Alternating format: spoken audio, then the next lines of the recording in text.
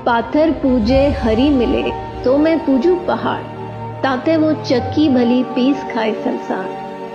काकर पाथर जोड़कर मस्जिद लई बनाए, तापर मुल्ला बांग दे क्या बहरा हुआ खुदाए।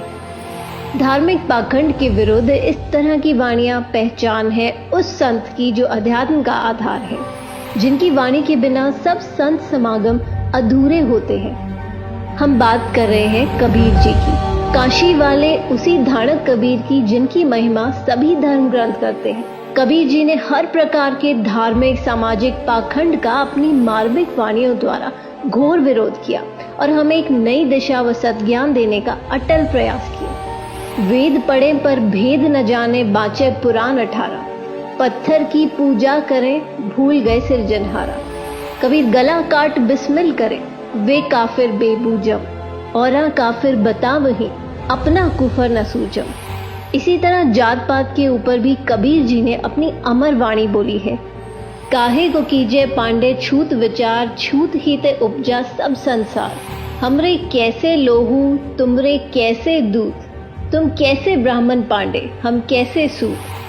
कबीर जी इस तरह की वाणी सुनाते ही रहे और यही संदेश सुनाते सुनाते अपने सतलोक में सह शरीर चले गए। और कबीर साहिब जी जाते जाते भी 120 वर्ष की आयु में ऐसी भ्रांति को दूर कर गए जो उस समय पंडितों ने फैला रखी थी। काशी के तो पंडित कूके मगहर मरो न कोय, वातो पृथ्वी सूची नाही, त्रिशंख पड़ा बिलाए। उस समय हिंदू धर्म गुरुओं पंडितों ने एक प्रथा बना रखी थी कि जो व्यक्ति काशी में प्राण त्यागता है उसे स्वर्ग प्राप्त होता है तथा जो मगहर में मृत्यु को प्राप्त होता है वो गधा बनता है। कारण यह बताया जाता था कि मगहर नगर शिव के श्राप से श्रापित है।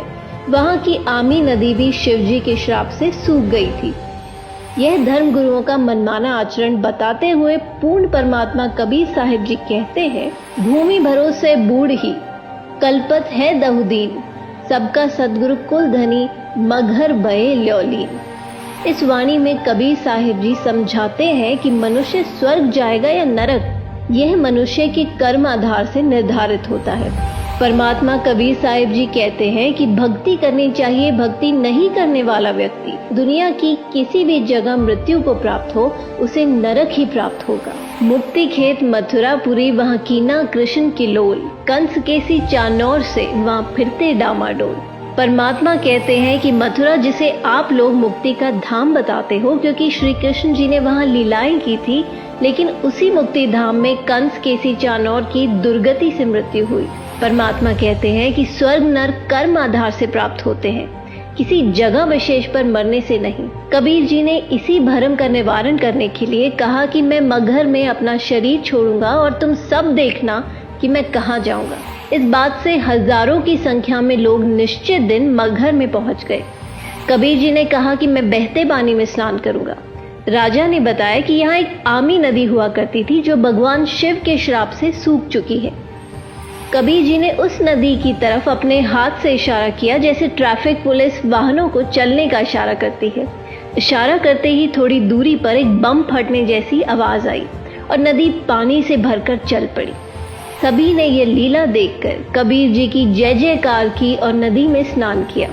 कबीर परमात्मा की लीला का आज भी जीवित प्रमाण है और आज भी आमी नदी में पानी बह रहा है। मगहर के नवाब बिजली खान पठान व काशी नरेश वीर देव सिंह बघेल जो कबीर जी के शिष्य बन चुके थे, वो दोनों ही अपनी अपनी सेना लेकर वहां पहुंच गए थे। स्नान करने के बाद कबीर जी ने उनसे पूछा कि सेना किस लिए लाए हो। दोनों राजाओं ने गर्दन नीची कर ली। तभी वहां खड़ी भीड़ में से आवाज आई कि मुस्लिम लोगों ने कहा, आप हमारे पीर हैं, हम आपका अंतिम संस्कार मुस्लिम रीति से करेंगे, इन काफिर हिंदुओं के हाथ नहीं लगने देंगे। हिंदुओं ने कहा कि हम कटकर मर जाएंगे लेकिन भगवान आपका शव इनके हाथ नहीं लगने देंगे। दोनों धर्म के लोगों को एक दूसरे को मरने मारने पर उतारू देख कबीर जी ने कहा कि अरे नादानो, क्या 120 वर्ष तक तुम्हें यही शिक्षा दी मैंने। सभी शर्मिंदा हो गए। कबीर जी ने आदेश दिया कि यदि आपस में लड़े तो तुम सबको मेरी 3 तलाक है। मेरे जाने के बाद शरीर के स्थान पर जो कुछ भी मिले आधा आधा बांट लेना, लेकिन लड़ना मत बच्चों। भक्तों ने एक चद्दर बिछाकर उस पर सुगंधित फूल डाल दिए। उस पर कबीर जी लेट गए। एक चद्दर ऊपर डाल दी, थोड़ी देर में आकाशवाणी हुई, उठा दो पर्दा, इसमें नहीं है मुर्दा। लोगों ने जब आसमान की तरफ देखा तो एक अद्भुत प्रकाश ऊपर की ओर जा रहा था। आकाशवाणी में कबीर साहिब जी ने पंडित और ज्योतिषियों से कहा कि खोलो अपने पत्रे और देख लो मैं कहाँ जा रहा हूँ। सबने देखा और कहा कि यहाँ तो सब नक्षत्र ही बदल गए हैं, ये तो स्वर्ग से भी ऊपर की ओर जा रहे हैं। तभी तुरंत चद्दर हटाकर देखा तो दोनों चद्दरों के बीच में सुगंधित फूल मिले, जिसे देखकर सभी हिंदू मुसलमान जो लड़ाई करने वाले थे वो आपस में लिपटकर फूट फूट कर रोने लगे। सभी एक दूसरे के गले लगकर इस प्रकार रोने लगे जैसे बच्चों की माँ मर जाती हो, जैसे वो अनाथ हो गए हों। संत गरीबदास जी की अमर वाणी है, काशी तज गुरु मघर आए दोहू दीन के पीर, कोई गाडे कोई अगन जरावे ढूंढा ना पाया शरीर। आधे फूल एक चद्दर हिंदुओं ने व आधे फूल और दूसरी चद्दर मुसलमानों ने ले ली और वहीं पर साथ साथ यादगार बना दी। इसका प्रमाण मगहर में आज भी है और पूरे विश्व में केवल मगहर को छोड़कर ऐसी कोई जगह नहीं है जहां एक व्यक्ति की एक ही स्थान पर समाधि और मजार दोनों हो। अतः कबीर जी हमें जाते जाते भी ये संदेश देकर चले गए कि हिंदू मुस्लिम दो नहीं भाई, दो कहें सो दो जग जाई। कहाँ तो दोनों के बीच भयंकर युद्ध होना था और उसके विपरीत परमात्मा की दया से दोनों दीन हिंदू मुसलमानों में भाईचारा बढ़ा। लेकिन परमेश्वर दयालु है, उन्होंने जाते जाते भी उस अनर्थ को टाल दिया। तभी तो कहते हैं, आग लगी आकाश में झड़झड़ पड़त अंगार, संत न होते जगत में तो जल मरता संसार।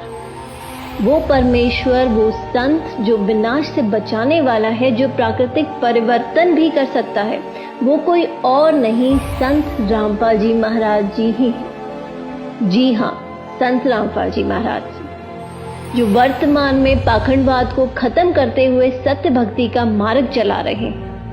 मानव समाज से निवेदन है कि संत रामपाल जी महाराज जी के सत्संग सुने और उनसे नाम दीक्षा लेकर अपना मानव जीवन सफल बनाएं।